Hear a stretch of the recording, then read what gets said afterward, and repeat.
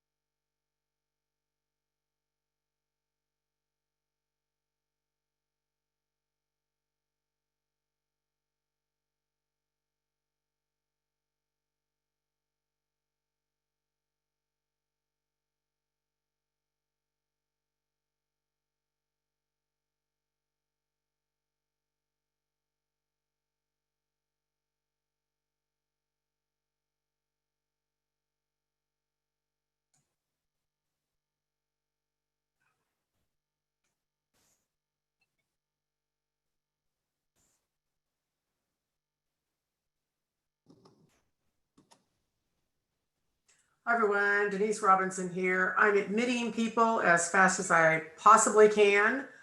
So as Nate said, we will start in just a few minutes. We want to make sure everyone is all in. We love all these new security rules. And I'm admitting people on my end also. Thank you. Yes. And I think, Nate, what we'll do is I could start and then I'll just keep letting you admit people in.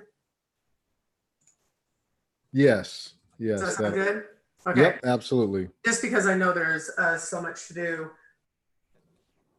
We'll start in about 1 minute.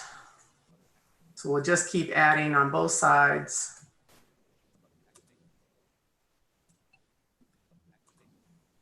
It's great to see all you guys. Just so you know, we are live on YouTube also. So if you have friends that wanted to join, but were concerned about not being able to get in because we only had 100 seats, you can text them and tell them that we are live on YouTube also.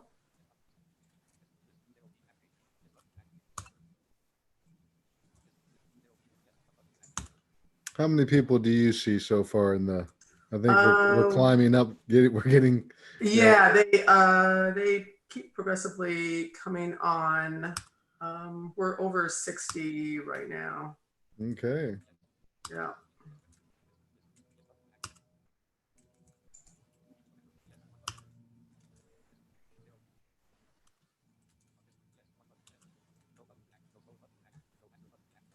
Okay, so let me go over some commands while Nate keeps admitting people into the room. So if you want to ask a question, Alt-H is going to take you to your message. I did mute everybody as they came on because there would be too many voices speaking at the same time. So message, and Nate's going to be moderating the messages as I start the presentation. And so ask questions. And what I'll do is at the end of each pertinent slide, we'll just have an introduction. I will stop and I'll ask Nate if there's some specific questions. And if there is, you guys can unmute and then ask the question. So if you want to practice your raising of the hand, that's Alt-Y, and it is a toggle. So if you sit on your Alt key and do Y, you will actually raise your hand. And then to lower it, you do the same command. When you want to text a message, you're going to Alt-H. When you want to turn on your audio or turn off your audio is Alt-A. And those are probably the most important. Am I forgetting any, Nate? Did you get the notifications? If you're using a screen reader and you want to silence notifications, you don't want to hear people leave or ask questions, you just press Alt Windows S for speech and it will mute those notifications. It will toggle them on and off. Thank you. Okay, so I think we've got them. So what we're going to do, so team, just so you can say hi, because this is put on by the whole Tech Vision team. We have 7 instructors, 2 interns. There's too many people to quickly look at to see if our student interns are on yet. But, oh, I see the messages coming in. Cool, cool, cool.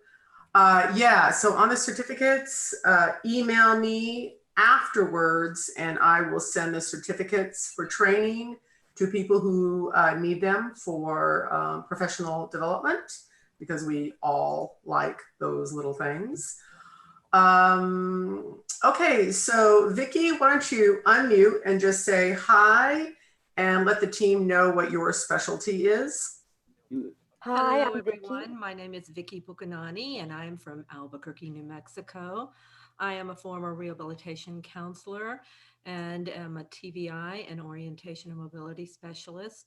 Oh, goodness, I love using the Focus 40, so Braille display. I love using that. And I also love really getting kids into Braille. Thank you. Thank you. Okay, next, Miss Jordana, can you please go ahead and unmute and just give us a quick hello and what you love to do the most? Hi, my name is Jordana Engebretson. I am living currently in Idaho. I am a TVI and I love to work with multiple impaired kids. I love to see those kids getting to their potential, and they can do it through technology, and it's really amazing.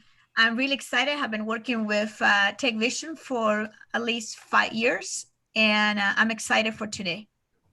Thank you. And Miss Annie, I wasn't sure if she was able to join today. Miss Annie, are you on? Okay, she was not able to join us. She is a teacher from Walla Walla. Professor Betsy, can you unmute and say hello and tell us about your specialty? Well, hello, everyone. My name is Betsy Doan. I'm in Shelton, Connecticut, and I teach at a community college. My specialty is math, Blackboard, and all about graphs and all that. So I'm newer to Tech Vision than some, but I've enjoyed my time this past year and look forward to this seminar. Thank you. Thanks, Betsy. And we've got Nate. Can't forget Nate. I'm the Associate Director of Instructional Services at Your Tech Vision. I'm also the Program Director at Alaska Center for the Blind, which is a training center in Alaska for blind rehab. I love what I do with Tech Vision. We love empowering students to help see them gain independence in their educational settings as they move into adulthood and start working side by side with their peers. And so that's what we're here to do, is share these ideas and these tools with you all, so you guys can just continue to plant that seed and move these youngsters on to adulthood with confidence and competence.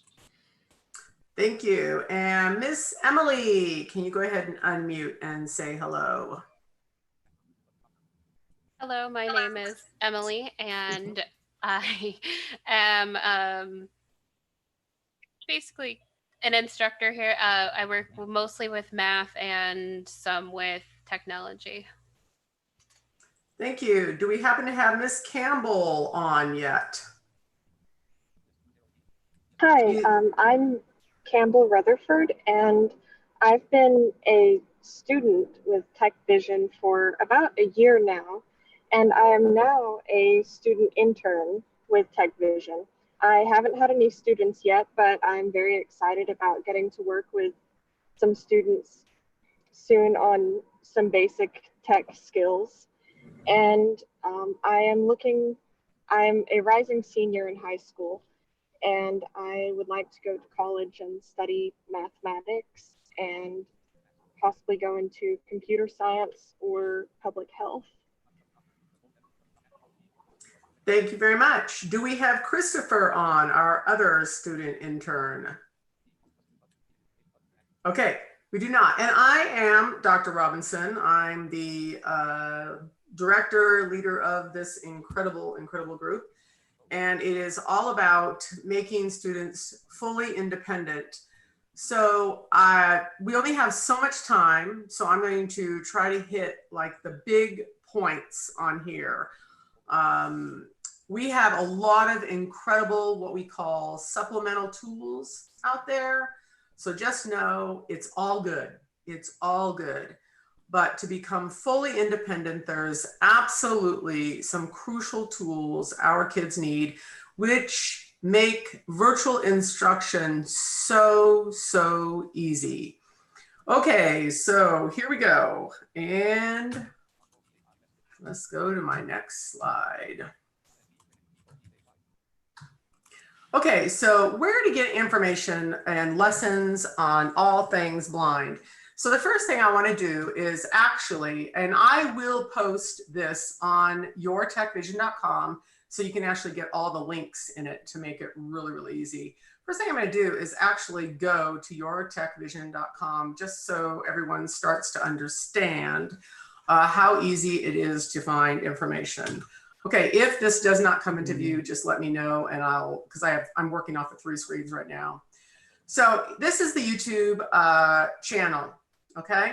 And so I'm not sure if everyone has seen the slide show up. Is that what you have up, Denise? We just got that. Yes, I do. Okay. Does everyone see the slide show up where your Tech Vision is up? Wrong screen is showing. Okay, how about this? Is this the right screen showing? No. We're seeing, what we have is Kathy, I think, has her screen shared right now. So Kathy, if you can stop yours sharing screen with an Alt S. Okay. Again, do we have the right screen showing? And I've got someone it's still Kathy's screen. Uh-oh. Okay, hold on. Let's see if I can get Kathy's screen off here. I may be able to. Can you hear me? I can. Is that you, Kathy? It's me, but I don't know how to stop screen sharing. I think I got it. I think I was able to stop sharing. Oh, okay. Yeah.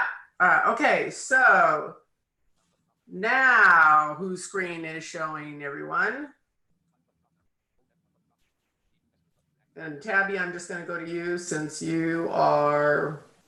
I don't have anything on my screen. It just says join audio. Okay, we've got it's Zoom window now. Hold on. I just love the tech issues. Okay. Yep, I've got screen 1 showing. And it should be showing. Okay, got it. Thank you. Okay, is everyone see my screen now? Yes. Yes, we're getting some yeses in here. Woohoo! Mhm. Okay, fabulous. Okay, so, and which screen are we seeing? Are we seeing the webpage, yourtechvision.com, or the PowerPoint? We are seeing mountains. Okay, we like mountains. That is the yourtechvision. So my point is taking you to the yourtechvision.com is there are hundreds and hundreds of lessons here. So if you wanted to do a quick search for word format, even though on the left sidebar, that's headings and that's links also, but you could type in word format and you can pull up instantly hundreds of word format lessons, okay? Now, more importantly, the YouTube channel is even, so your Tech Vision site, it's on everything, absolutely everything. Tech Vision YouTube channel, if you click on that and click on your Tech Vision YouTube channel, it will take you to our website, which is even more massive. And if you click on your videos, now the problem with this, and it is a problem because it is so massive, there are hundreds and hundreds and hundreds of lessons of every type. This is the trick. You're gonna go to your search. You're gonna type in DR for doctor, because there's a lot of Robinsons, believe it or not. Dr. Robinson, your Tech Vision, and then do, let's say you want to learn more about the Zoom platform, ZOOM, hit enter, and it will pull up everything that you need to know about how to set up and get going on Zoom. Every lesson on this is also all keyboard command driven. So once again, helps you with your virtual instruction and teaching the kids. Let's say it is word format. Once again, if you always have Dr. Robinson, your Tech Vision, and then put whatever you need, you can instantly populate every keyboard command. So if you're an instructor, you can open one of these lessons, study it, teach it to your kids so they can actually access the school platform, okay? So now let me see if I can actually get my presentation over here. Okay, does everybody see my PowerPoint now? And I'm waiting for Tabby, of course. Yes, okay, we're rocking. Okay, I love it. Okay, where to get information? We've hit that. So let's hit the next slide. Whoops, too fast.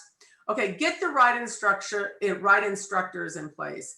A lot of people think, oh, the TVI comes with all the tech knowledge. TVIs are more than happy to say, you know what? I did not get a technology degree in college. They don't do that. They show the TVI, how much technology is there. But there's definitely a distinction between what a TVI does and a technology specialist. We are very privileged to work with some incredible schools with incredible TVIs. So they do everything that they do best, okay? So they are teaching the UEB math, typically. They are doing Braille. They are talking to all the teachers, getting the work. And what they do is they relay information to us, the technology specialists, even though we're TVIs also. And we do have districts where there are no TVIs, so we do it all. But at the schools where you are only the TVI and you're probably feeling a bit lonely and very challenged, find someone local, contact your blind agencies, find someone who can join you with your technology so they can teach the technology.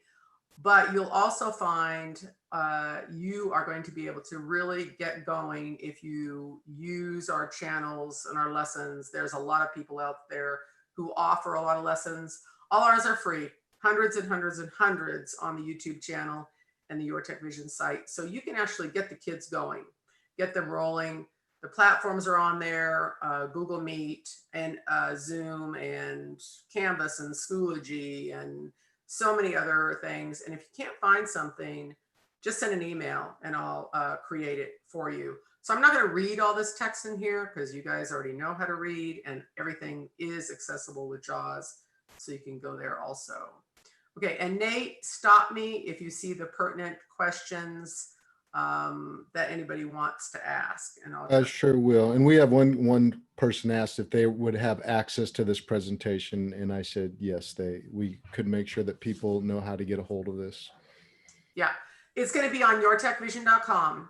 You guys go to yourtechvision.com. If you're a JAWS user, it will be under your links list. It will be on the first page.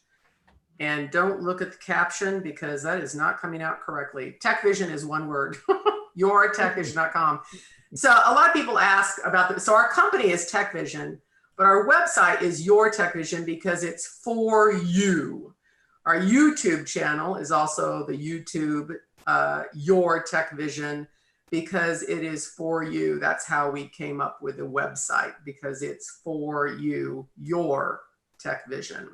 So hopefully that helps the distinction between that. But yes, it'll be on the website. Okay, next, get the right computer and other tools. So it is all about the computer. And when you decide what your student should be using, and this is what makes the virtual instruction easy, is if they have a computer. A PC computer, screen reader, typically needs to be more than one, and a Braille display. These kids will be able to access all their school work. Now, 8 gigabytes is like the minimum. I'd really like to see kids with at least 16 gigabytes and at least an i7 processor. Yes, you can get away with an i5, but you will have easier connection ability if you are both working with decent computers. If you are the virtual instructor, you really want a computer with capacity. You want to be able to have enough power. You also want to be able to help the parent, the family, get their network set up. The networks disconnect constantly. So of course, it's you knowing those connection tricks to enable those kids to get set up quickly on that. The 3 screen readers that we use are JAWS, and then we add on NVDA, and then of course, Narrator, because Narrator is already built into the computer. So when the student says, oh, such and such is not working, you can of course call by phone, help the child get set back up in order to connect via a platform. We love the phone. Between the phone and a computer, truly, truly, our kids have ease of access, as you will also. Okay. Proper instruction. Okay, the right tools are nothing without the instruction to teach the student how to access the work. So a lot of parents will go in, and the TVIs, and they will ask for certain tools for the child. But if you do not have the right instructors in place, the right tools mean nothing. And at this point, I'm going to have a couple students talk about this whole point right here. The first student I'd like to unmute is Emery. If you can unmute and give us a little background on your experience with the right instruction, going with the right tools in order to access your work. Am I unmuted? Yes, you're good to go. Okay, so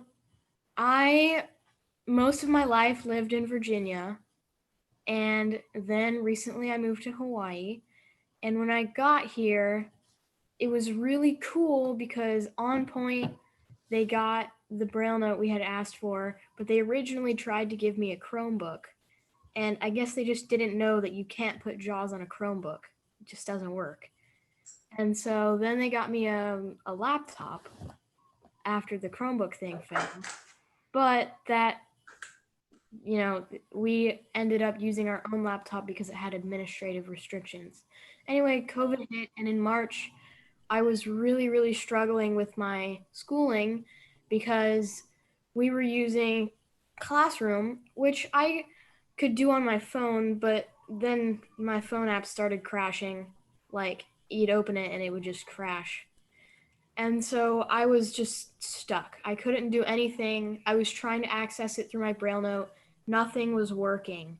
And then my mom was like, okay, so you're going to have tech lessons tomorrow. And I was like, okay.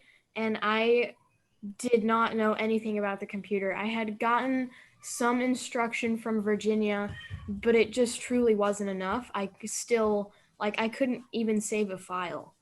So I started with Tech Vision in mid to late March, and then I was really terrible with computers. I didn't know anything. I wasn't confident at all on websites. And now, like, I'm on my computer because I want to be. Before I was with Tech Vision, like, a computer was like a last resort. It was something I really hated doing. It was torture, and I just never wanted to do it. But now I actually feel like I can access, websites and different platforms with my computer confidently, and I actually enjoy it. Thank I'm going to you, tell Amy. you Emery's experience. Probably most of our kids would say that. Is there anything else you want to add, Emmy? I don't really think so. Just Good, that I thank think you. technology is really important, and that it's better to actually like computers than to hate them. It is. She actually brought up a really important thing that a lot of people always ask about. They'll go into a district and they'll say, well, our kids can't have a PC because it's a Chromebook district, or it's an Apple district, or it's an iPad district. It doesn't matter. Once again, we're back to IEP driven. What does the student need? So as a team, the parents and the TBI and whomever else need to go in and they need to make specific requests. My child needs a PC computer and screen reader and Braille display and note taker, but the most important are computer, screen reader, and Braille display. But then you need to get the instruction on top of that. So the requests need to be made, and then the request needs to be made for someone who knows the technology, a tech specialist who can actually prove it. So the next issue is really finding someone who has the skills.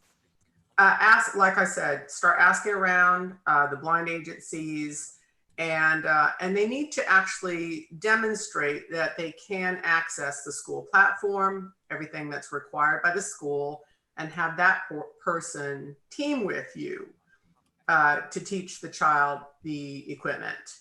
So that was really important. The next is Miss Campbell. Professor Betsy, and I don't think she actually mentioned this, she teaches LaTeX, or a lot of people pronounce it latex, the advanced math.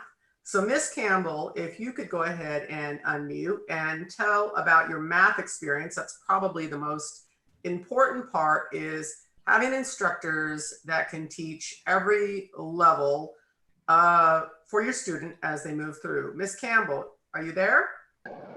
Yes, I'm here. Can you hear me? I can, thank you, go ahead. All right. So I didn't have any assistive technology instruction until high school. And I had some instruction from another teacher who taught me a lot of the, computer maintenance skills and your basic stuff like saving files in Word and stuff like that. And he's very good at that, but he didn't know much about the academic side of working with a computer. And so I have always wanted to pursue a career in STEM, science, technology, engineering, and math. And I needed to learn how to access STEM materials on the computer if I was going to have any hope of doing that. So when I started working with Tech Vision back last September, I started working with Professor Betsy, and she taught me to use a code called LaTeX or LaTeX. There are a couple different ways people pronounce it. And with this code, you can you can essentially write advanced math on your computer in Microsoft Word in conjunction with a program called MathType that runs in the background. And so you just type in your code and then you do the toggle command, which turns it into math. Like, I think it looks like graphical math. And so JAWS will read it correctly. And if you have a Braille display paired with your computer and you read it, I think your Braille display has to be in contracted Braille for you to be able to read it on your Braille display, but it'll show up like Nemeth code, which is the Braille math code, not UEB math. And so how I actually do it is I typically type in the code on my Braille display so I can do it a little bit faster. And then I do the toggle command. And so now I'm doing, you know, trigonometric identities and equations and everything all on my computer. And I can present them to sighted teachers who are tutoring me, because I'm homeschooled, but I still have sighted tutors. And then I can also use a program called Desmos, which is an online graphing calculator that happens to be very accessible. And I can, you know, graph functions and identities and things like that, and then import the picture into Word. And my homework can look just like that of a sighted person. Yep. Is there anything else? Yeah, thank you. That's perfect. Yeah, so, and Emily and I teach all the other math, which can easily be done in Word. So all the way up to Algebra 2 and so that's just really easy. But then Professor Betsy takes it one step further by teaching LaTeX to the students, and it looks identical to what the sighted kids are doing, except it's just really whipping cool. And once again, and I think I need to have Miss Campbell do a few more examples and we'll put those out on YouTube also. One really great question someone mentioned is there's a lot of people who think iPad is absolutely the way to go. And the way I answer this, and once again, iPad, great supplemental tool. However, there's not one job that requires the use of an iPad.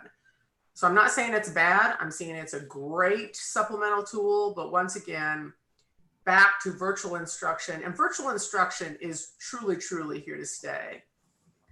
We can go into remote areas where there are no one and teach everything the child needs to do. But, you know, right now, COVID, that is changing the way we're giving instruction.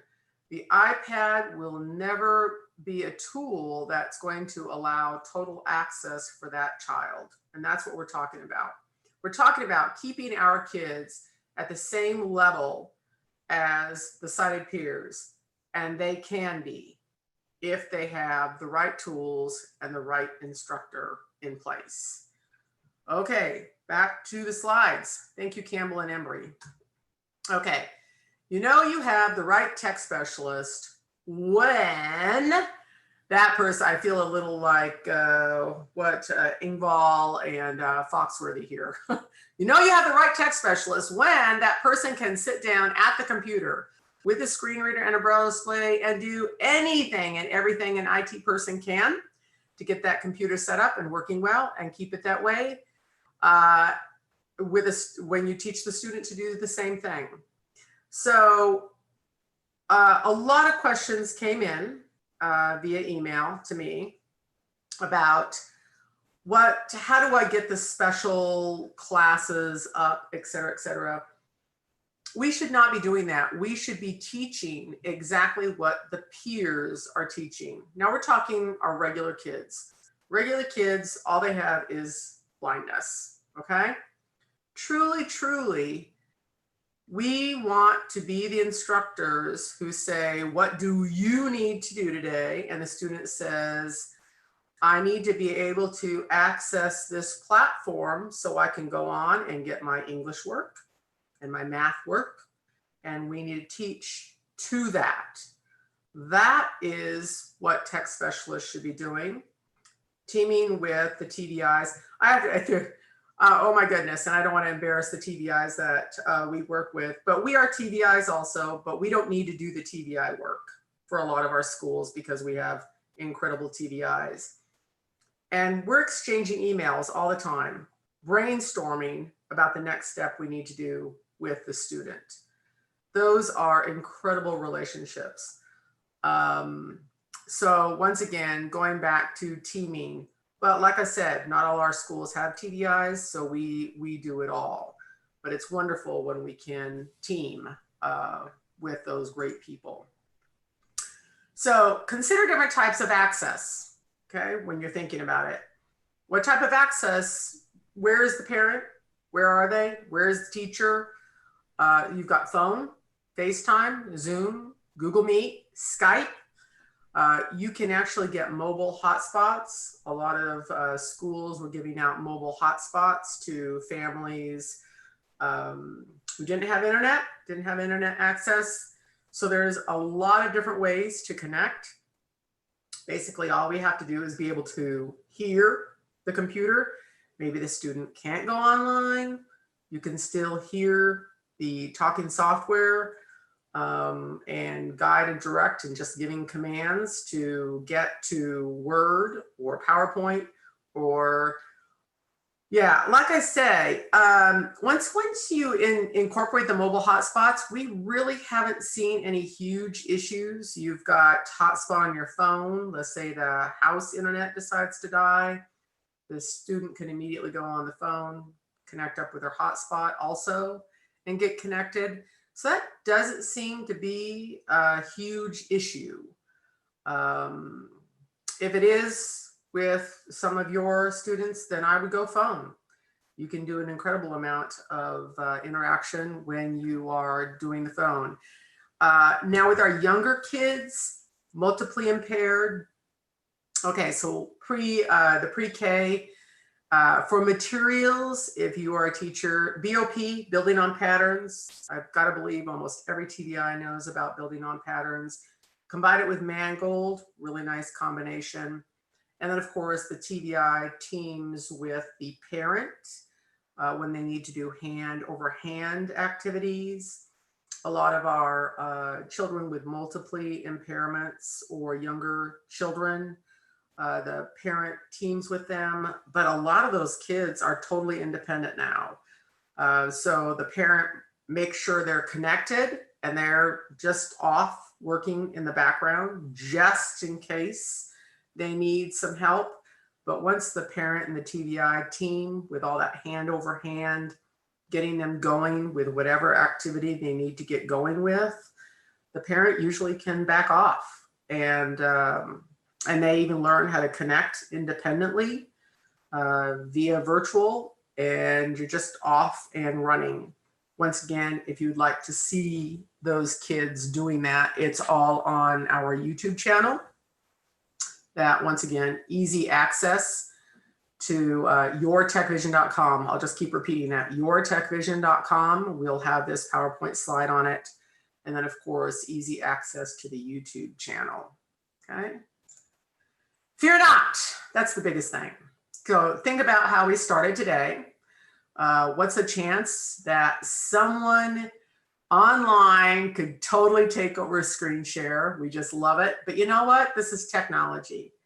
Technology is constantly changing. We are going to have hiccups in the road when you connect. So you've just got to kind of laugh about it. As soon as you start getting really stressed, and you will if you think, oh my gosh, I really need to do this perfectly, it's not going to happen. This is technology. So I texted Nate because 20 minutes before I needed to connect, my computer wanted to do a BIOS update. Well, if anyone's done a BIOS update, this is not a 2-minute update. Fortunately, I have an i9 computer, which is one of the fastest computers out there right now. And the reason for this is because I run huge meetings. I can have more than one kid on. I want a powerful computer that has a fast processor. Fortunately, it finished the BIOS update in about 14, 15 minutes, which is a very significant update. And then I was able to come on and immediately get connected up. But back to, it's not going to be perfect. Okay. So I'm saying, okay, do you see my screen? Do you see my screen yet? And everybody's saying, no, Kathy's still taking over. Fortunately, I have enough power to go in and find Kathy's screen and turn it off. And then it's just a matter of getting my screen focused. So don't panic. You're going to go on, decide how you're going to connect. You know what? That may not work. Fortunately, our students have, they've all got it. Okay, computer's not working. We do phone. We do FaceTime. There's always another way to connect. So just kind of have fun with it, and just don't panic. Okay, so that's really a huge one right there. Virtual teaching. Okay, so the TVI works with a classroom teacher who has worked on the school platform to know which skill needs to be taught with a child. So what we do is really are dependent on the TVIs at the schools where we have TVIs. The TVI works with the classroom teachers. This is the person, they've all been female, so I'm just going to use the pronoun she. She will go around, she talks with the teachers, find out what work is going to be put up there. Where there's no TVI, it's typically the parent, or it will be a case manager. We've had a lot of great success with that. And the parent, it's really crucial to talk with the parent a lot if it's just the TVI and the parent, because the parent's watching what the student is doing on the other end and getting that constant feedback from the parent. And the parent will say, okay, I noticed my child was really struggling in, maybe they're not doing the keyboarding correctly. Maybe they're really struggling with a braille display. So with young kids who aren't going to give that information back, and even with the older kids can respond, but maybe the parent's seeing something that the kid's not actually even realizing. So the big thing is the TVIs and the parents talking all the time, whether it's email, over the phone, texting, communicate, communicate, communicate. And I probably should have had a slide that just said, communicate with each other. Talking is so crucial. I'm talking with my parents all the time. And if it's not me, my team members, they're talking with the parents all the time. That is so crucial, especially with virtual instruction. The parent is the major go-to right now. So the schools, a lot of them, and all the ones that we're working with right now, they're really deciding to do more virtual than actually in school. The schools are trying to figure out maybe a couple times a week they'll do it. But once again, the TVI or case manager at the school is the go-to for the tech specialist. And they relay the information to us. And they say, this is what the child needs to do. And once again, we're only teaching what the school is. We want to keep these kids on level with their peers. So the TVI shouldn't have to be creating work. The TVI is going to come in if they're not working with a tech specialist, and they're going to have to figure out how they're going to teach those commands. But once again, the TVI does have a disadvantage because they didn't get a degree in it, and you just have to learn how to use that tech really well. So we're really kind of trying to change that out there. TVI is already so overloaded with just doing what they need to do. Technology is a whole other echelon of work.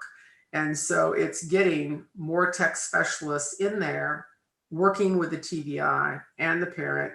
So the work just goes so much more smoothly, and it really does.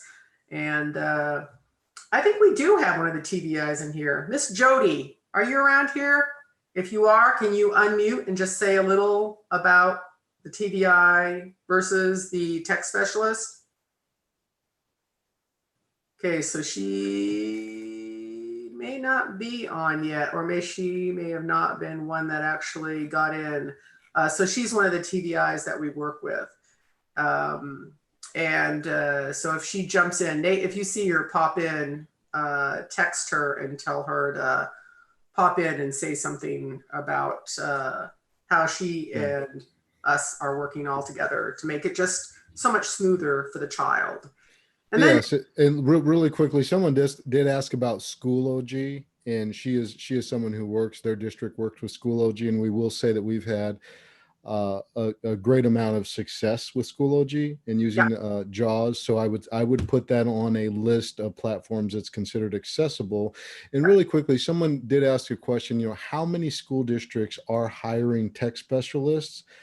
And, we work from Hawaii to the East Coast, and we've been in Israel. I mean, we've been all over the place, but really it's a battle. Parents have to identify what their kids need. They have to be educated to see that their children are able to do exactly what their peers are doing. And then sometimes they find an ally, an open ear within the school district who recognizes that they cannot provide that service. And sometimes they don't. And so it's a battle. There's no easy solution on finding the resources that we provide. And that's why we're here doing things like this, to make more and more information available to parents and professionals. yeah, And and I'm going to make a commentary about it. Yeah. The reason is our preschoolers and kindergartens are coming to school with tech skills. They already are using iPads and iPhone, and by third grade, computers. The sighted kids are using all the tools, before by third grade, our sighted kids are doing PowerPoint, bar graph. They are doing a spreadsheet. It's amazing what third graders are doing. Our visually impaired students should be doing the same thing because it's accessible for them if they have the right instruction.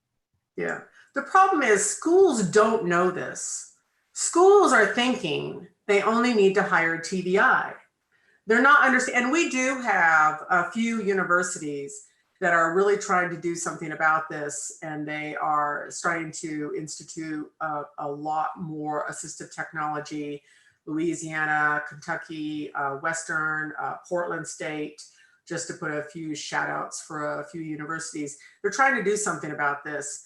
But but those are still even introductory unless you live and breathe on this technology every day. And it's every day. And that's what our tech team will tell you. That's all we do. We do not use the mouse at all. And most people know that I've gotten all my vision back. It doesn't matter for me either. You know what? The keyboard commands are a lot faster. But if I'm going to do this, I have to live and breathe it every single day. So even though some of the universities are trying to do something about this and the TVIs are learning this, unless you use it every single day, you can't keep up with it. It can be overwhelming for us to try and keep up with it because the changes are occurring so fast. But the schools don't know to ask, we need to hire a technology specialist also to go with the TVI. And especially in states where there are itinerants. We've got itinerants. I used to drive 3,000 plus miles a month. And there's a lot of itinerant teachers that are just trying to drive and keep up with students.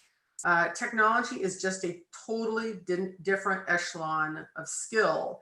And so it's information, it's education, and educating school districts of what really needs to occur out there. Yeah. And Jody just told me she's watching from YouTube, so she's giving a shout out. So she can't answer because she's not in the Zoom meeting. Thank you, Jody. Okay, so thank you, Jordana and Nate, for that. Yeah, it's changing the way the world is doing it. It's just changing the way so our kids can really become, successful. And Schoology, there are, once again, you go to our YouTube channel and you can actually do a search. So once again, Dr. Robinson, Your Tech Vision, type in Schoology and you'll pull up the Schoology videos. So you can get acquainted before you have to actually connect with it and do it. Mm-hmm. And also with the people who are trying to do the tech at schools early for the platform. So you can connect to it, you can test it out, you get a feel for it, so you're ready to teach it to the student. That's another huge, anything that comes along. once again, like I said, most of our schools have TVIs. So they're getting this, they're feeding this information. They send all the websites to me, username and a password. So I can be checking out all these websites. Most of the teachers know that also. So they'll send me websites and I check out the accessibility for it. And truly, there are workarounds to access almost everything. It's pretty wonderful. Campbell mentioned a really great one. If you guys are not doing graphing calculator on Desmos yet, I highly suggest checking out Desmos. Our kids can do beautiful, graphs on a Desmos. So that math just becomes even easier. Could Okay. I just say on Desmos, this is Yeah. Betsy, I did have the opportunity to work with Desmos when I was at a math meeting on their accessibility, and they're accessible in Braille, and they've really worked hard. So give it a try. And I just wanted to make the comment that no matter how much you know about computers, um, uh, today all of us are still learning. We have to look things up. There's new software. So you want everyone to not only learn what they need to know, but to learn to explore so that later they too will be able to look things up and move on. Thank you. Yeah, thank you, Professor Betsy. Yeah, and that really is. So more than anything, it's not just teaching the immediate skill, it's constantly teaching our kids problem solving skills. So when something's not working, what are you going to do about that? What are you going to do about that? So it is because after they graduate, you want that, a problem's going to come about and they need to start problem solving and thinking, okay, what am I going to do about that? Every once in a while, my college kids still have to get a hold of me because something just so totally new will come out of the blue. But in general, they've got it and they're being very successful in college and going on to jobs. And yep. We had a question that someone may be able to answer about Desmos, if that has been approved for the use in any type of state testing. It has to be because schools are teaching it, but that specific question, that's a great specific question, but I know schools are requiring it that students learn it, and we're talking all the kids. Well, they could use, though, the Orion TI-83 if the other students are using a graphing calculator and the student were to learn the Orion by American Printing House, they could use that. Right. And we just had an affirmative that some people have seen Desmos used for their states. So yeah. I would think either one. Yeah. And the Orion also comes with a graphing cable. A lot of people don't realize this. You can plug it into your computer. You can download special software. And so anything that's on the graphing calculator can actually be transferred to the computer. So the students can actually take those graphics of the images and input it into their work. It's a lot more steps than Desmos. Desmos, you can do that. You can immediately download your graphic, put it right into a Word document and have it. Yeah, and that comes out small though. Well, you can make it larger though. You can make it larger. Yeah. Lots of tricks. Yep. Okay. If we don't have any more questions, because Nate's our moderator there. Okay, reflect. So after a lesson, think about what went right, what went wrong. And every single time you do a lesson, you want to think about that so you can keep improving on it. So TVIs, where were your strengths? Where were your weaknesses? Another huge advantage of having a TVI and a tech specialist is, once again, I go back to the relationships that I have with the TVIs at our school. Case managers are a little bit different because they don't have that Braille Nemeth background. So they will just feed us the information. Versus a TVI, they already have that blind skill background. And so it's wonderful working off of each other in order to brainstorm. So when things aren't working, it's like, well, what do you think? It's just great to have another brain there that's working with a child to try and figure out better solutions. Back to, I did put a little one, parents and teachers communicate. Can't even emphasize how important that is. Everyone talking together, finding out what works, what does not, where to improve, what's the next step that we need to do. Okay.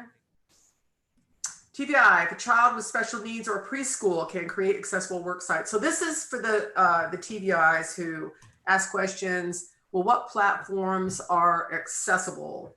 And I always go back to free. Schoology is a paid, and I haven't found a way around that one.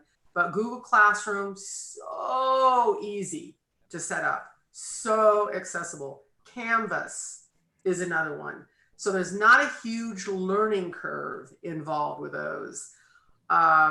If you wanted to pay for something, you could go like with Schoology, but a lot of platforms are accessible, but you're going to end up paying for them. So if you're trying to create something, these are for multiply impaired kids or preschoolers, and it's wonderful to have a site where you can go to and the parents can see it and the student can see it.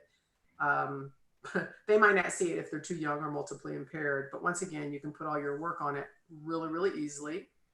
And once again, you're working with your parents to do all the hand over hand and special things. So in here, I also put Google search for thousands of sites. So it's not just our website. If you just went and Googled keyboard commands for Google Classroom, you're going to find many, many pages on Google commands for Classroom. You need to do Google search for calculator. You want to know the keyboard shortcuts for how to operate the calculator on your computer. You can Google keyboard commands for calculator, Windows calculator, and you will pull that up.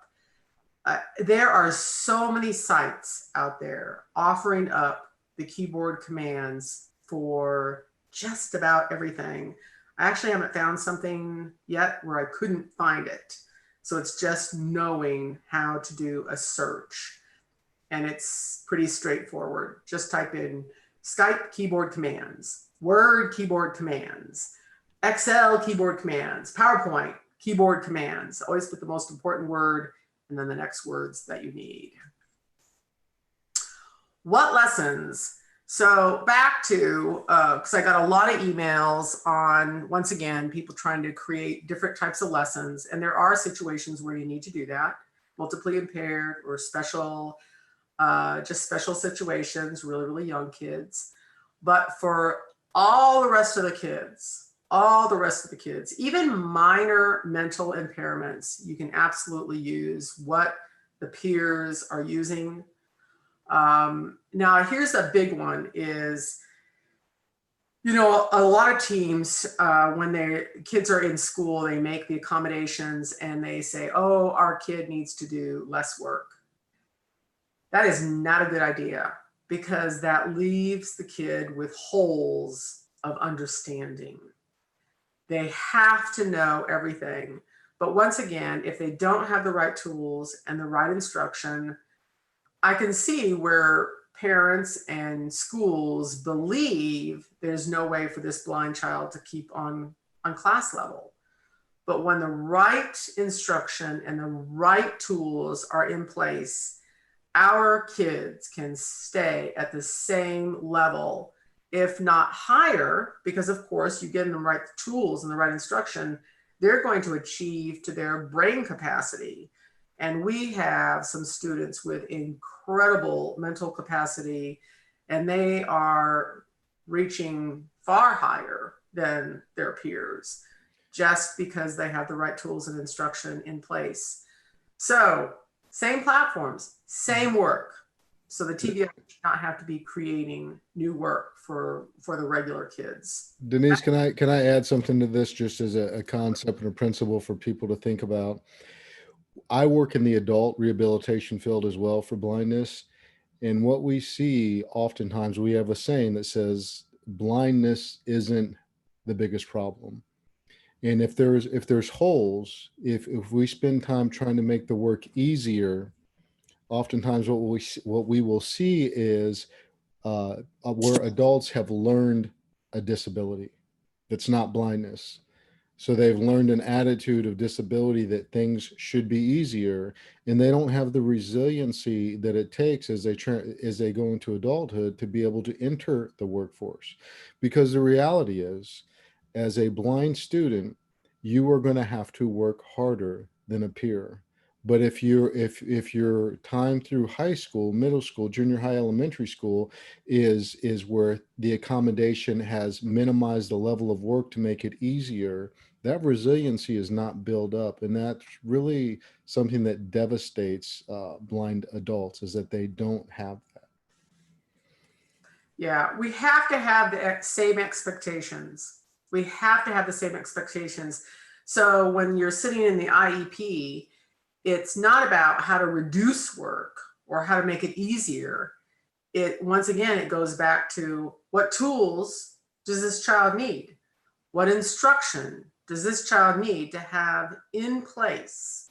So when something bad like COVID comes along and everyone needs to go straight online, I had so many parents telling me, oh my gosh, my school just dropped off a computer and my child has never used it before in their life. And yeah, but we can't make it easier, because then they're wondering why they can't get a job or access college. We work with colleges also, and the colleges are like, why are these kids coming in with no computer skills? Yeah. So back to lessons also. Create social situations, especially with, these kids are getting really lonely at home. So have a couple kids around the same age, do virtual instruction together, connect them up, create some friendships. Emailing is always a huge one, getting kids emailing back and forth. Texting on their phone, texting is absolutely the absolute go-to right now. Okay, create. Teach students how to make videos of themselves. So just back to have fun. So students need to create a poster board. Okay, well, that used to be, cut and paste, everything like that. Right now it's all in slides or PowerPoint. But have kids use the video camera on their computer. Have them create videos with their phone. So really think outside the lines. Have fun with instruction. RS games for groups. We have kids getting together. We actually have one of our student interns who does a lot of getting that together. Nate does also. I'm not a big game player, but a couple of our other teachers are. But you can create fabulous social interactions with all the game programs online. So I just put one here. As you move along, of course, immediately people say there's a lot of work that's inaccessible online. We really have tools to make a lot of stuff totally and fully accessible. And I'm just going to mention one really fast way: PDFs, where people hate PDFs. So what we've taught our kids is you just save them. You can't open them, just get it to read. But most PDFs have work to do. You can save the PDF. You can go to the PDF. You can hit your applications key, or it's a right click. You can go down to open with Word, and Word will actually translate PDF files into perfect PDF text. We also have Codex to do all the Kindle books. So Amazon is a huge resource for books. And many don't realize that you can actually download the Kindle books, and you can use a software program called Codex, C-O-D-E-X, and it will translate Kindle books into perfect text in Word.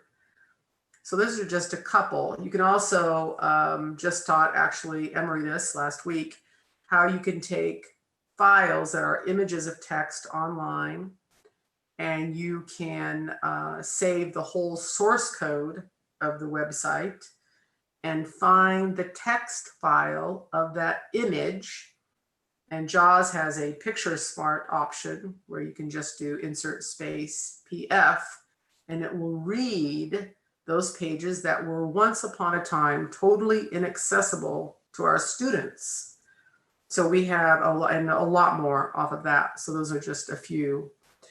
So you also have books. I don't know how many know about Gutenberg books. Oh my gosh, Gutenberg books, tens of hundreds of thousands. I don't know, Nate, how many hundreds of thousands of books on Gutenberg books?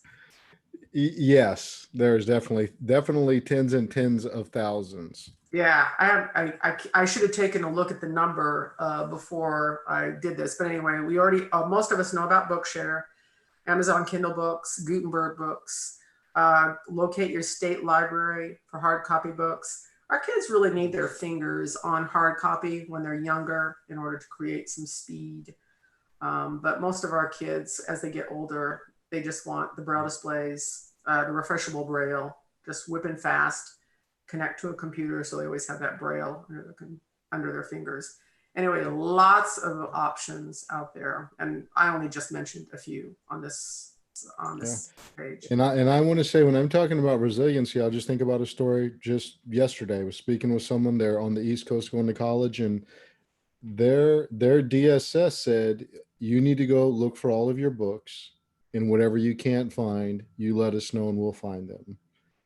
And so she has to have those skills as a freshman to be able to find her books, Bookshare, Kindle books, Bard, Talking Book Library. So those are the things that the sooner you can get that knowledge in your students' hands, the more that's going to become second nature for them. The young lady, Emmy, who you just heard earlier, she's 13. She already has it under her belt now. A few of our students on this call have that. So that's one thing that they don't have to use bandwidth learning something new when they're at the front of college and they're ready to learn all of the material, the content for their classes. They don't have to add more stress in learning their technology when they're there at that gateway. Yeah, so around junior high school, that's, middle school. So by high school, they are pretty proficient at that. And then you're just tweaking that information. But every college student that we've had go on says, oh my gosh, if I had to wait on the disability office, I would be behind my work all the time. So you want these kids ordering the books just like the sighted kids are doing. And then of course, when they get that quote unquote so-called inaccessible work, they're making it accessible, and they're just doing the work as fast as their sighted peers.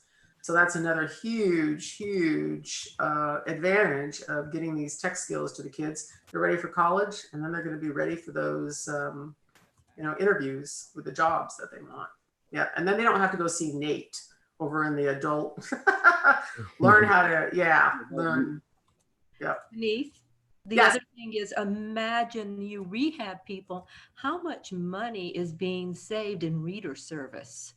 Yeah. Again, I'm one who had to utilize reader service over and over and over again. And this, again, the child or student will have all of this accessible at their fingertips anytime, anywhere, without waiting on anyone and without even waiting for resources from rehab or whatever. Yeah. Before all of these advantages came along, because I've been in this field, oh my gosh, 35, oh my gosh, you need to stop counting years. And so often the kids were always saying, well, why do I have to wait for it? Well, why can't I get this at the same time? All those complaints that were decades ago, really, there's no need for it anymore because of the amount of tools that are out there to help our students. But it starts with getting the right team in place, getting the right instruction, the right tools, and then our kids can do it all. Yeah. So back to the slide that I have up right now, real life. Yes, all students need to learn how to make sites and work accessible for themselves and do all the work, all of it. If they want a job, and so back to a lot of the accommodations that are always requested, there is not one employer that will hire you if you go in and say, oh, by the way, I need extra time to do this, and please give it to me in the format that I want. You'll never get a job. So once again, it's teaching our students how to do the same thing that everybody else is doing. Is it going to be easy? It's going to be a lot of extra steps at first. but then they get faster and faster, and then websites will eventually improve. But the lack of information out there for web designers and webmasters, we need to still keep screaming, keep yelling. Eventually it will come. The lack of knowledge is great. But in the meantime of everybody making their work accessible, our kids still have to do the work. And that's going to take some special knowledge to teach our kids how to do it. But they can. They can. In the meantime of the world becoming more accessible. Okay? Okie dokie. Get all the free lessons. Okay, so I think we're in the last slide now. So once again, we are just one website, okay? One website out of, there are so many out there with people offering lessons and books of how to do things. So we've got yourtechvision.com, and our YouTube channel is even, it's exclusively all virtual lessons on how to actually, and all of them are virtual. Every single lesson on there, hundreds. We've been doing virtual work with students since '07. So decades of experience, not quite decades, but quite a long time. If you want a free license, Freedom Scientific is offering free JAWS licenses until August 31st. So if you go to freedomscientific.com, on their homepage, they have get your free license now. So if you don't have it, get it. They have a lot of really phenomenal keystrokes out there to, you know, like the keystroke I just told you about all the pictures of text out there that actually aren't text. Because when I email the company, because that's what I always do when we find something inaccessible, then everything goes silent, because I'm sure the webmasters are taking a look at that. Sighted people do not know those are images of text, but JAWS has this wonderful Picture Smart option out there right now, along with JAWS OCR. Okay, I think that is it. Are there any other questions before we log off? And you can also unmute if you'd like to. You just have to do an Alt-A to unmute, and you can ask any questions. I think we're good then. So someone did ask about the JAWS, the free demo version or free complimentary version. It is only useful until the end of August. And then what it will do is it will start to run in a 40-minute demo mode unless somebody purchases a license. And they have two versions of a license for JAWS and Zoom Text. And one is a perpetual license, which can run with updates. Usually someone has a service maintenance agreement. And so you'll receive updates for 2-3 years, and you can buy more updates. And then they also have now a subscription where you can, I believe it's $90 a year for a JAWS license. Yeah. Yep. So yeah, they have some great promotional things going on. I encourage everyone to take a look at their site. Yep. I think today is the last day for discounts for Freedom Scientific, from what I remember, as far as buying things at a discount. Okay. The JAWS license, they did extend it to August 31st. So that one was extended. Yeah. Now we have all the questions coming. Okie dokie.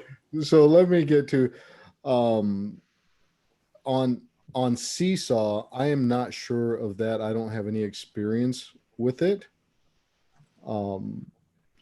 So I don't know if anyone else has heard anything about that. Picture Smart, we do have a video, I believe, of young Emmy using the Picture Smart feature with JAWS, doing some pretty creative things with that to access OCR or picture images on web pages.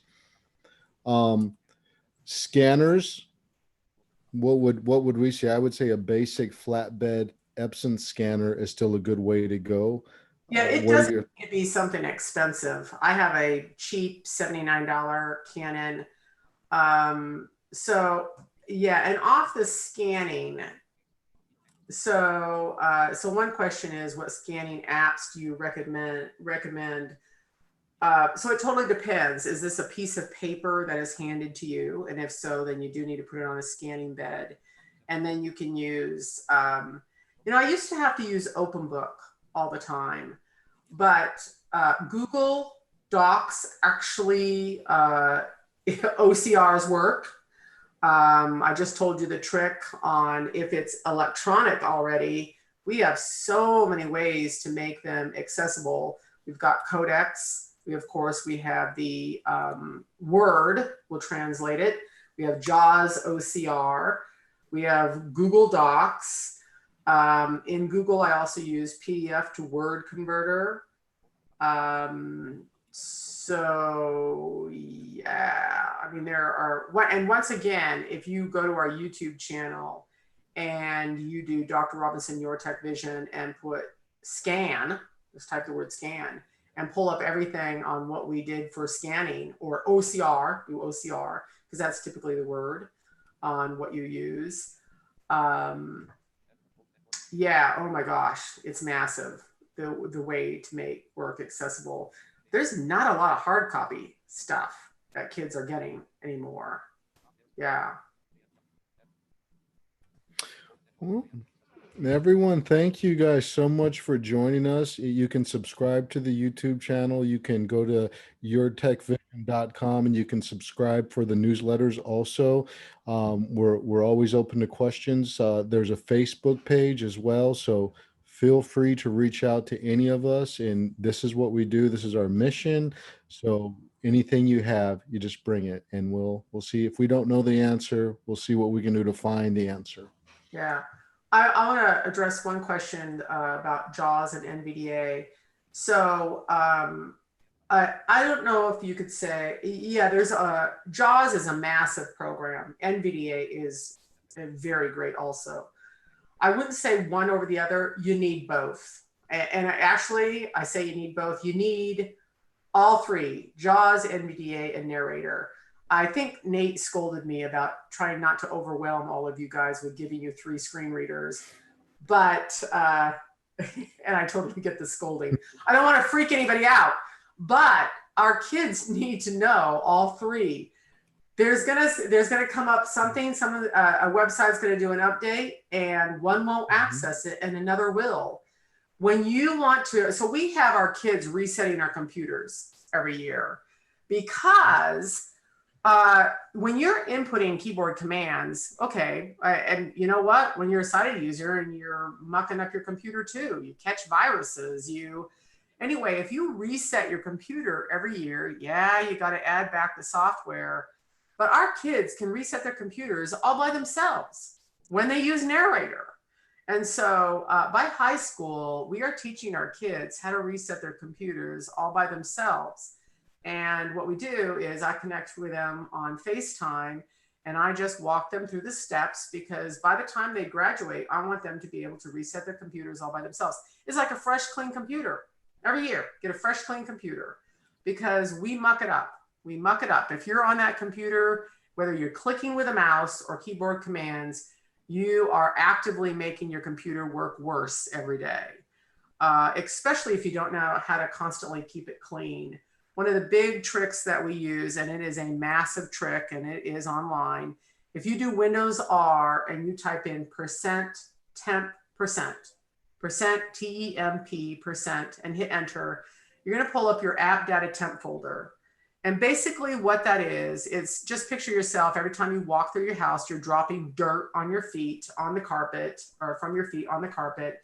If you never vacuumed, your house is going to get pretty dirty. Well, your computer happens the same way. Every time you open a site, every time you do anything, you're leaving breadcrumbs. And when you go to your %temp%, your app data temp folder, and you empty that, your network on your computer will immediately improve. Immediately. The speed of your computer will immediately improve. It's knowing little tricks like this that make it so much easier. Well, people also wonder why their computer is slowing down, and they never turn it off every night. The only way to clean your RAM is to turn off your computer. Those two little tricks right there, massive difference in the way your computer works. But more importantly, our computers get mucked up. Well, what the schools do is they re-image them every year to make them work faster. Well, once again, that doesn't do the knowledge of our kids any good. They need to know how to reset their computers. And so they do. They reset them, they reload all the software, they set it back up, they configure it to the way they want it to work, and they're off and running. So yeah, little things like that. I'm not sure why I got off on that rampage, but anyway, oh yeah, the three screen readers. That's why you need to know narrator. You need JAWS and you need NVDA. You need all three. You need to learn all three of them. Yeah.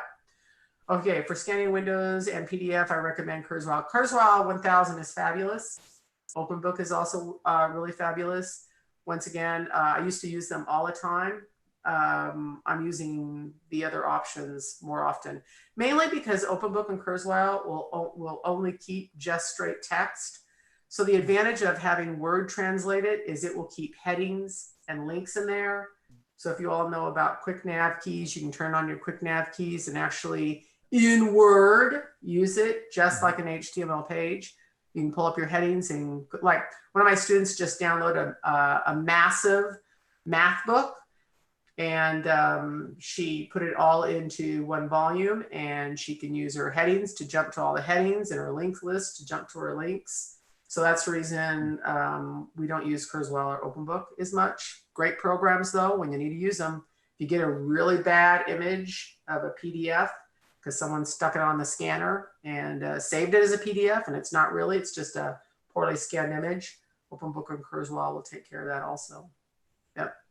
Yep. And really quickly, someone asked about a text to speech and someone asked earlier about a dictation, and I'm not sure if they're asking the same question, but we do work with the Dragon naturally speaking software, but when you're using JAWS, the best, most efficient way that that's going to be done is by using the JSay scripts that work with, it marries JAWS and Dragon together, and that's where you're going to get the accessibility that's needed to really to use those in a beneficial way.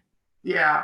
And if you want to just try out to see if dictation would work for you, and it's going to require a pretty decent headset, and I'm talking decent headset, you know, it's still under $100. But you can try your JAWS. The built-in voice recognition on your computer is really decent. Once again, we've got videos for this on our YouTube channel, but we have students that for whatever, you know, physical issue that they have, Dragon works phenomenal, but it has to be married. Dragon and JAWS, you must use your JSay scripts and you will have a phenomenal program that you can dictate and do everything with your computer. You can with the built-in dictation voice recognition program on your computer also. And that's free. That's free. No money. And we have YouTube videos on that also. So you can just, you know what, try it out, watch the video first, and it'll give you the basics of how to go about and trying it yourself. And it's wonderful for a lot of kids who don't have the ability to type, or even older people. I mean, I actually started out with that program because I was helping an 88-year-old and she had cerebral palsy and macular degeneration, and I put her on JSay, and it was life-changing. Yeah. Oh, someone said over 60,000 books. Thank you, Gutenberg person. Yeah. So, oh yeah, there you go, Bryce too. Yep. So thank you for you guys for looking that up. Yeah, massive site, Gutenberg.org. Massive, massive, massive for books. Yeah, we're just taking a quick look through here. Really quick, someone asked somebody about, you know, why use JAWS over NVDA, and she kind of alluded to it's not necessarily either or, but I was just with a student 2 days ago, and she was on her site, the Acela site, and we went to scan something, and out of curiosity, I wanted her to use the NVDA OCR scan, and it didn't grab it. There were no hooks that NVDA could grab to OCR that section of text that she needed to complete it. And so she did use the JAWS Smart Pick feature. And here's the other thing to remember is JAWS does cost money, but when you pay that money, you are paying for some guarantees and some quality and some agreements with Microsoft, with Chrome developers, with Google app developers. And NVDA is wonderful, but some stuff does slip through the cracks. Yeah. Someone asked a really great question, and this one does come up a lot too. So we have high school students and low vision, and they were not taught Braille. Okay, so I can tell you, teaching an older kid, the research backs this up tenfold also. Trying to teach Braille, so let's say everybody missed it, that this child should have learned Braille along the way, but didn't, and they managed to get to middle school or high school. And you will get pretty much of a refusal. However, and this is just, and so I'm going to give you a suggestion to it. So what do? We put a scribe on an IEP as an accommodation.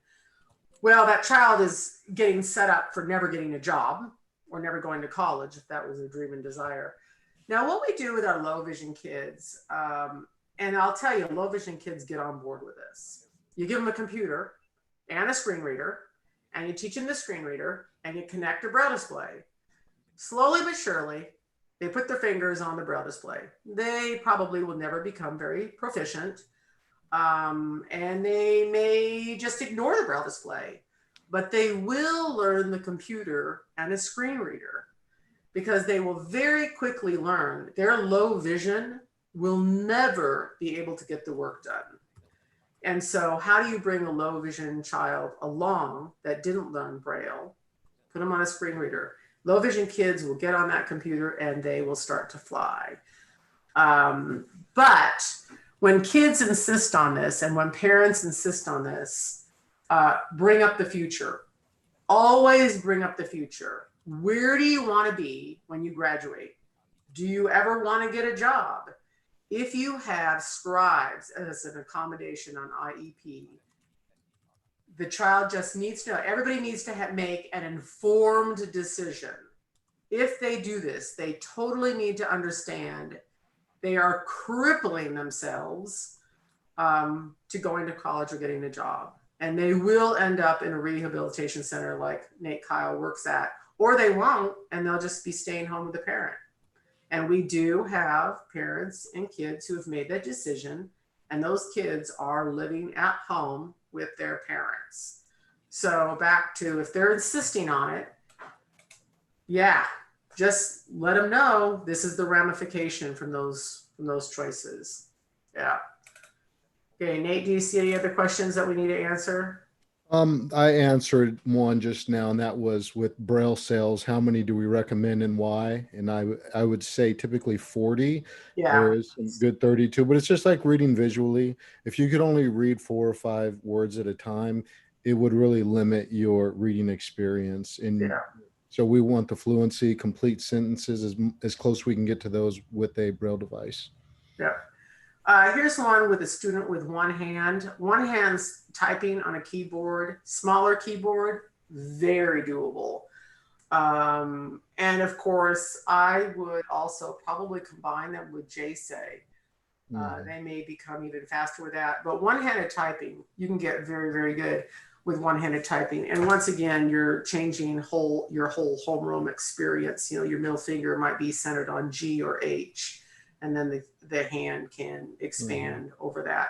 We have kids who only have like 3 fingers, and they've learned how to type up to 77 words per minute on the keyboard. We have other kids with other physical disabilities, and they use, you can use your Braille display exclusively. A lot of people don't realize that. You can use your Braille display exclusively to totally control your computer.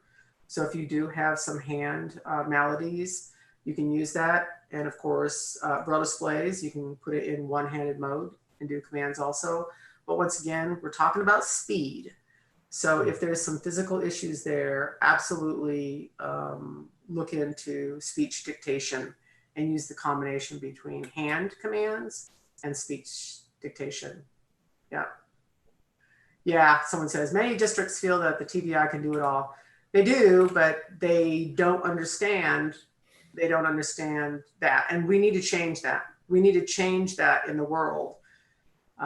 There's a totally difference between TVIs and technology specialists. If you get a technology specialist and a TVI, especially where there's no TVIs, then you're good to go.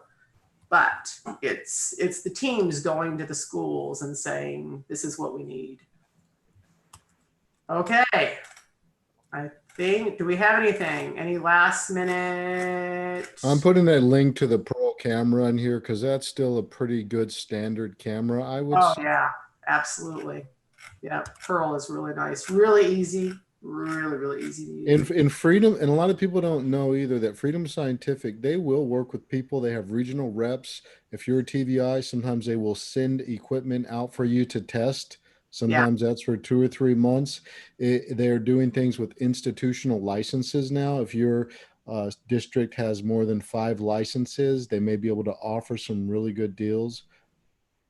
So, well, on this one on a camera hand position. So yeah, so thank you to this person who just asked about external cameras. So I have, so that we have the camera on the laptops, easy peasy. And of course you can, if they're using their Braille display, you can aim that camera down. But what about and of course for Braille work, but what about if you need to actually see the keyboard so you can make sure the kid is doing their keyboarding correctly? So I have a Microsoft camera. I'll try to remember to put that on the website also. And it's like 79 bucks on Amazon. And so the parent can have that just clipped to the top of the lid, and then they can turn that camera anywhere you need it to be. If you know, the parents working with a child want to do hand over hand and it really does need to be an external camera, that's a really nice one. You can plug in really easily with a USB. I think I have a picture of my whole computer set up on YouTube, but if I don't, I can send that also. So for you that, and this is a virtual world. I highly suggest already, if you're sighted in your TVI, get 2 monitors. Because then you can be, and I highly suggest recording the lessons.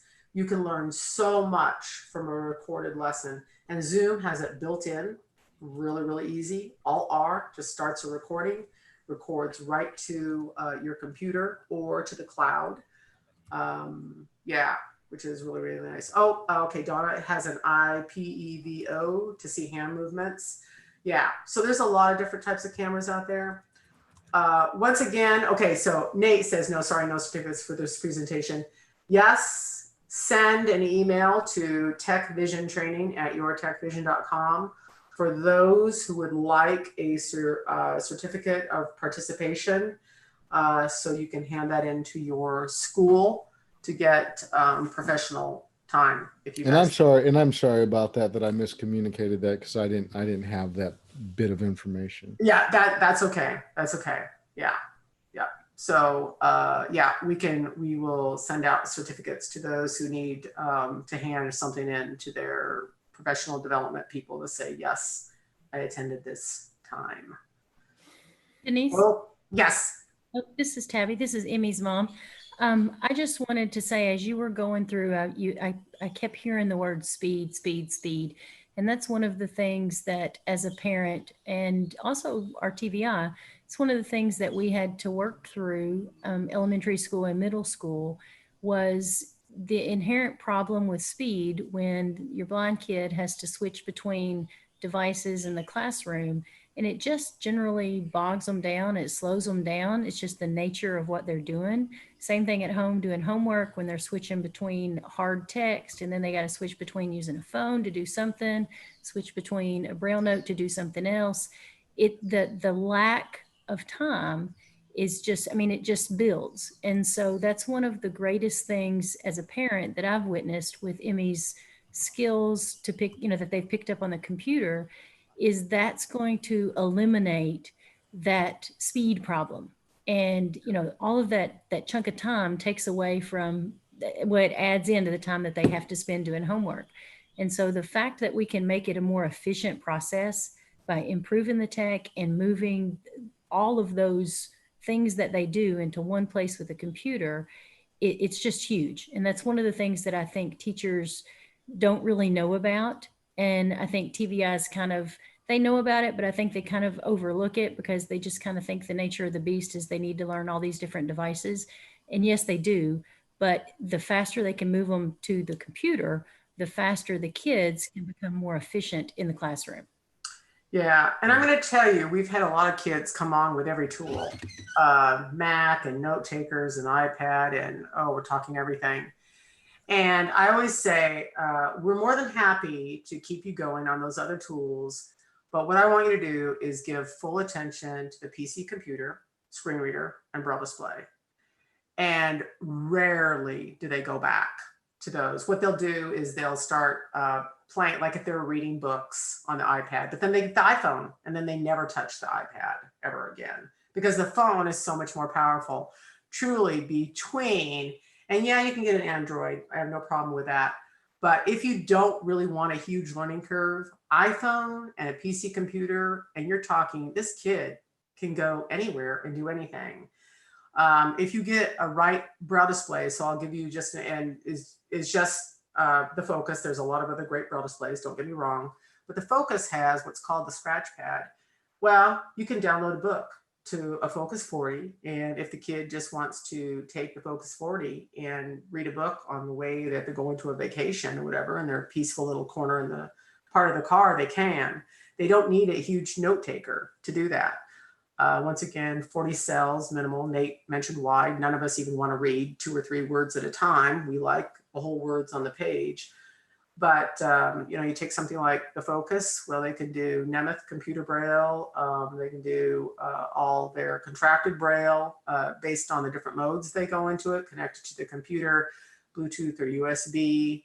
And like I said, once again, if they want to use it as a braille reader or quick notes in class, they can do that also. So do they need a lot of tools? Well, they still need graphics under the fingers. That's a must. Math is probably the most problematic in OCR. Professor Betsy and I have been talking about some new things that have come out. I can't wait to start tackling that between Duxbury and Word. So we're really excited about that also. Oh yeah, someone just popped in. Don't forget about the abacus. Yes. Oh my gosh, our young kids, please teach them how to count. Abacus is a really wonderful, solid tool. Someone just asked about a MacBook.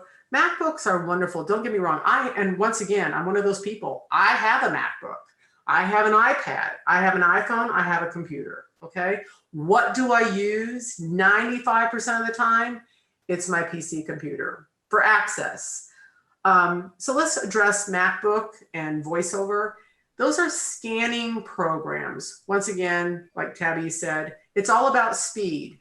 When you walk into that job, what is the tool that is going to help you be at least at the same level as the person who's going to get the job? Okay, you have to be able to complete your work at least as fast as that person.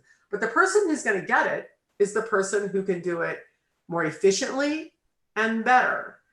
MacBooks are scanning programs, as is VoiceOver, as is the phone. You could never get a job if you only knew your iPhone or your phone, because they're scanning programs. 2 fingers swipe down, your book starts reading. Yeah, we love that.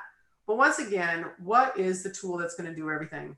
So this is how I always tell people. What we love about Apple MacBooks, okay, is you can have 1,000 people, but it's a closed sourced computer. So you have 1,000 people and you're basically going to have 1,000 people with the same experience, okay? Because you can't add a gazillion things to it. PC is open source.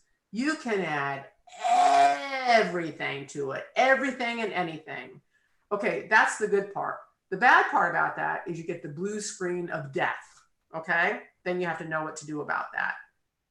It's easily rectifiable if you know enough how to rectify it. So the MacBook, yeah, if you're an older person and you don't need to add a whole bunch of different tools to your toolbox in order to know how to access, totally depends on your dream also. What do you want to do in your life?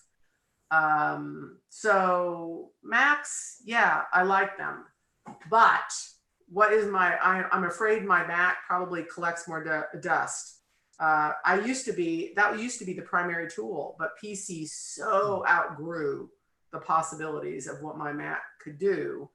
So, yep, Mac is nice, but once again, what is the tool that will absolutely do everything for me? So, yeah, yeah. But great questions. Yeah, so and someone just said this has been the best webinar out of the 30 hours they've done this year. Thank you so much for saying that. And I'm going to add to the Mac thought. I mentioned it earlier. Really, Windows is still the primary tool used in the workforce. Right. And then if you get into government, federal, the state sectors, that goes up probably to 90% or more. And the other, yeah. And the accessibility to Office is going to be greater on Windows. And when she's talking about open source, in the adult rehab world, I had a client come to me who was going to work at a radio station, and it was not accessible. And so I was able to get somebody who writes what we call JAWS scripts to contract with him. And he wrote a script for this client to be able to access everything in this program to run this automation system at this radio station. And that's something that we wouldn't have been able to do on the Mac side. Yeah. Yeah. I mean, Doug Lee is just one incredible scripter, but that's another huge advantage. We've got tons of, what's the job you want? What's your dream? Well, most kids have pretty big dreams. Now we're talking kids.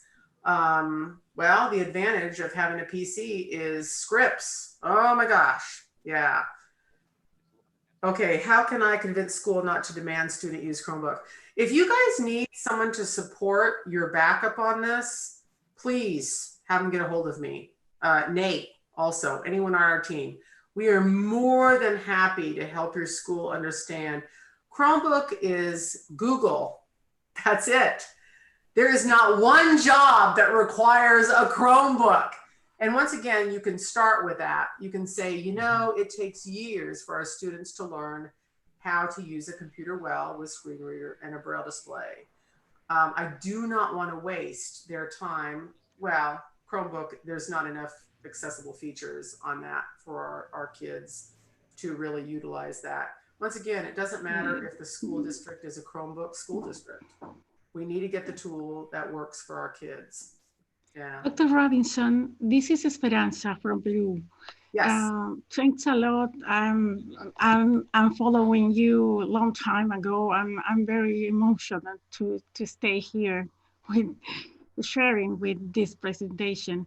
So I am some experience, learning experience with the EDX platform, and I found some barriers in activities in learning activities, and I don't know if you had some recommendations for this platform because I am public employee, and I had to I had to take some the International Development Bank courses. This is obligatory for us, and I had to the opportunity to send recommendations, accessibility recommendations for them. And I don't know if you had something to say for these platforms. Did you say the EDX platform?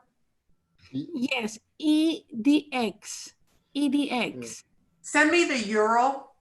And I say that to all of you guys. And this is what school districts do. When anyone has a question on the accessibility of something, send me the URL. And I'd be more than happy to check on that for you, Esperanza. Okay. And let me say this, because I have used it before. Many of these platforms are accessible. Where the challenge comes in is that all of the institutions using them, the professors, the teachers, may not always put accessible content right in those platforms. Yeah. So that's where the hodgepodge and the confusion and the inconsistencies come in, are in those areas. Dr. Denise, I'm going to have to move on. I have someone I have to see and work with. But yep. Thanks, Nate. And Yeah, I'm going to address that too right now also. Okay, everyone, you guys take care, and thank everyone for giving us your time, and feel free to reach out to us, and we would love to assist you and help your students. Yeah, thanks, Nate. You're welcome. Off of what he just said, and this is the issue, and once again, it's lack of education. So we have these incredibly accessible platforms, Google and Schoology and Canvas, et cetera, et cetera. And once again, it goes back to teachers putting information on a scanner, and someone told them along the line that PDFs, if you can make it a PDF, it is accessible. And they don't understand what they just did was make true text an image. And then they upload it to these very accessible sites, and the work is totally inaccessible. Or what teachers do is they go to a website and they found some information that they really love, and they take their mouse and they do a print screen and they draw around a rectangle of this beautiful accessible print, and they send it to their kids and they say, do this work. And they totally don't understand that what they just did was they took this totally accessible website and they took a picture of a particular part of it and they put it as an image. So we have so much educating to do. One of our students, Emmy, she just did this wonderful introduction to her teachers, and all of our students need to do this. They need to do an introduction of what is accessible, what is not. This is how you can help me access the work this year. And it's just educating. We've got to educate people on what is accessible and what is not. And Esperanza, you actually may need to, you may be able to use what she put out for her teachers. We can take bits and parts out and make it apply to you. So you have these great accessible platforms, but people putting inaccessible information on it. Yeah. Yep.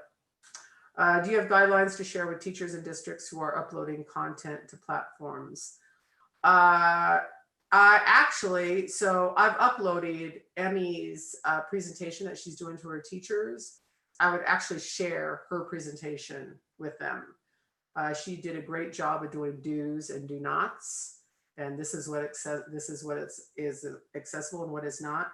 So go to our YouTube channel, and hers was one of the last that I uploaded today. Yeah. Yes. Emmy, we've got lots of people who want to share your presentation. Yeah.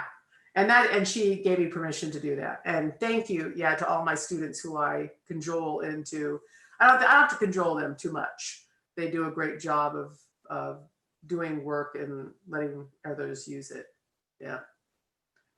I know, teachers pay teachers. Worksheets are not editable and not accessible with anything. Yep, you're right. Yeah. Once again, they did the work on an accessible Word platform, and then they took a picture of it and they uploaded it. Yeah. Yep. But we've got a lot of work to do, people, but we're getting there. And I'm telling you, our screen readers, they make life incredibly fabulous. Yep. Well, thank you so much. Thank you all that are live on YouTube right now. Also, you guys have been a great group. Once again, any help that we can do, you've got our contact, techvisiontraining at yourtechvision.com, and we'll help you any way that we can. Okay, everybody, thank you again. And all of this will be uploaded to YouTube, so you can have a recording of it also and access it whenever you need. Okay, bye everybody. It's been great.